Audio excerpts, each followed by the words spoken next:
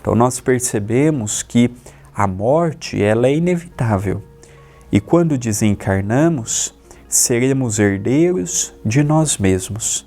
Pelas suas ações ele criou inimizades, ele gerou o ódio no coração de muitas pessoas, levou muitas pessoas à cegueira, outras pessoas ao descrédito, outras pessoas à separação de seus entes amados.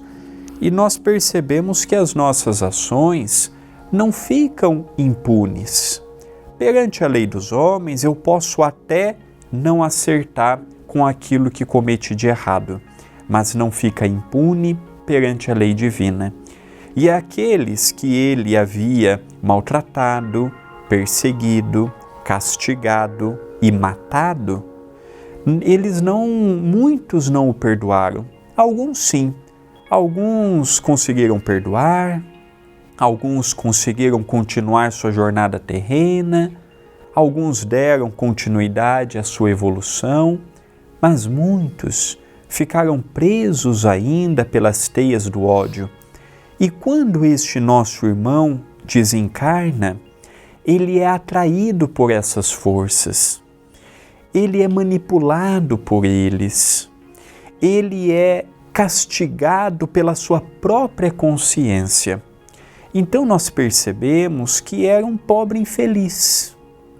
Teve de tudo, fazenda, uma bela de uma propriedade, muito dinheiro, muitos escravos, a sua fama era em torno da sua maldade e perversidade, mas no plano espiritual se tornou um pobre infeliz, castigado por esses espíritos que não lhe perdoaram e castigado também por uma consciência que de quando em quando lhe apontava nas feridas abertas pelo seu orgulho e pela sua vaidade o mal que havia cometido.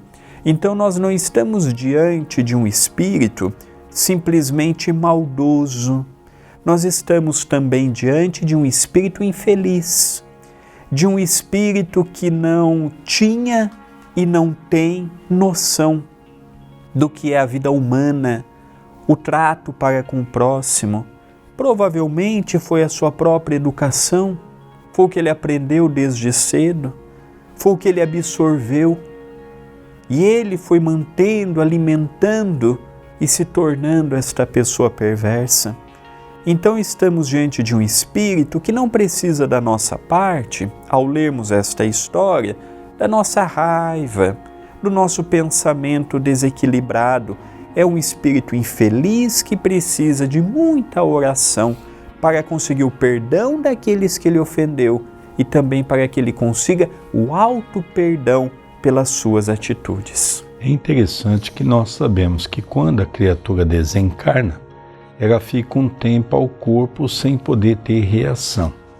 É nesse momento que se chama o processo do vampirismo. Então aquelas pessoas que eram uma quantidade enorme de espíritos aproveitaram aquele momento do seu desencarne, enquanto o seu espírito ainda estava ligado ao corpo, então fizeram um processo de vampirismo muito forte. Então durante muito tempo ele sofreu muito, né? Depois ele foi se organizando, alguns adeptos foram se ligando a ele, né? Mas mesmo assim é aquela corrente entre o bem e o mal. Então nós percebemos que há um sofrimento intenso e tudo isso, né? Porque quem vive no mal não vive de uma vida perfeita, vive uma vida difícil, se escondendo, sempre com medo das coisas, porque pode acontecer. Então a gente percebe que existe aqui todo um quadro de sofrimento.